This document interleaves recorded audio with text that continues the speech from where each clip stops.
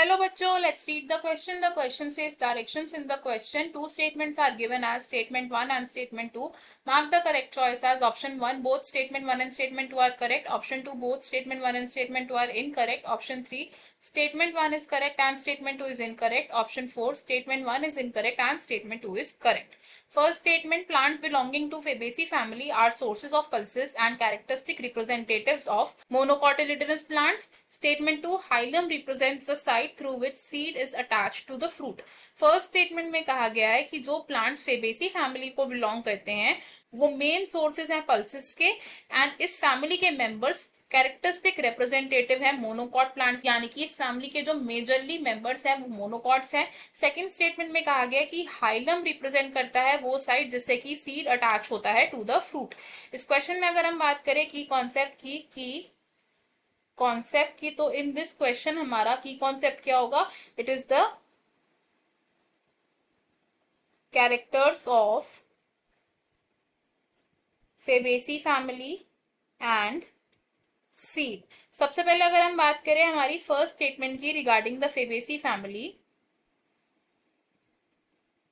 Fabaceae family को हम P family या बीन फैमिली के नाम से भी जानते हैं। अब फेबेसी फैमिली के जो मोस्ट मेंबर्स हैं वो इकोनॉमिकली इंपॉर्टेंट प्लांट्स हैं, जैसे कि they are sources of pulses. कौन कौन सी पल्सेस के सोर्स देते हैं फेबेसी फैमिली के members? They are usually gram, arhar, moong, soybean and many more. Secondly Fabaceae family के कुछ मेंबर्स एडिबल ऑयल्स की तरह भी हमारे लिए सोर्स की तरह एक्ट करते हैं, जिसका एग्जांपल हो सकता है ग्राउंडनट। फेबेसी फैमिली के कुछ मेंबर्स फाइबर्स भी देते हैं हमें, जिसका एक एग्जांपल है सन है। लेकिन जो मेजॉरिटी ऑफ मेंबर्स हैं वो क्या है? These are the sources of pulses. अब फेबेसी फैमिली के जो मेंबर्स हैं they are not mainly monocots, they are not monocots mostly. जो फैमिली मोनोकॉटिलेडोनस प्लांट्स के रिप्रेजेंटेटिव की तरह एक्ट करती है दैट इज फैमिली लिलिएसी। तो लिलिएसी फैमिली का कैरेक्टरिस्टिक क्या है? इट इज कि इस फैमिली के जो मोस्ट मेंबर्स हैं they are monocots. Second statement की अगर हम बात करें regarding the seed, second statement क्या है रिगार्डिंग द सीड्स?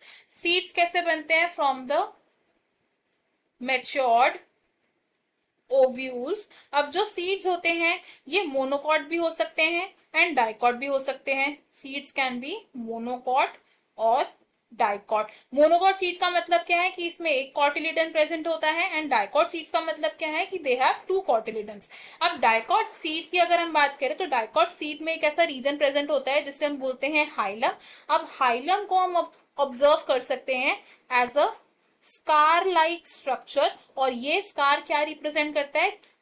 ये स्कार रिप्रेजेंट करता है कि हाइलम है वो पॉइंट ऑफ अटैचमेंट जिससे कि वो सीड फ्रूट के साथ अटैच था। It represents the point of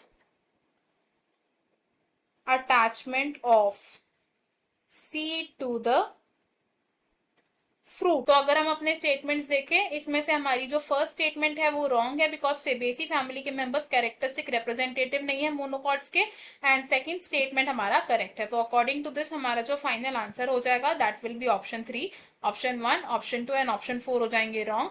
हमारा फाइनल आंसर है यहाँ पर option number 3। I hope you have understood it well. Best of luck. Thank you.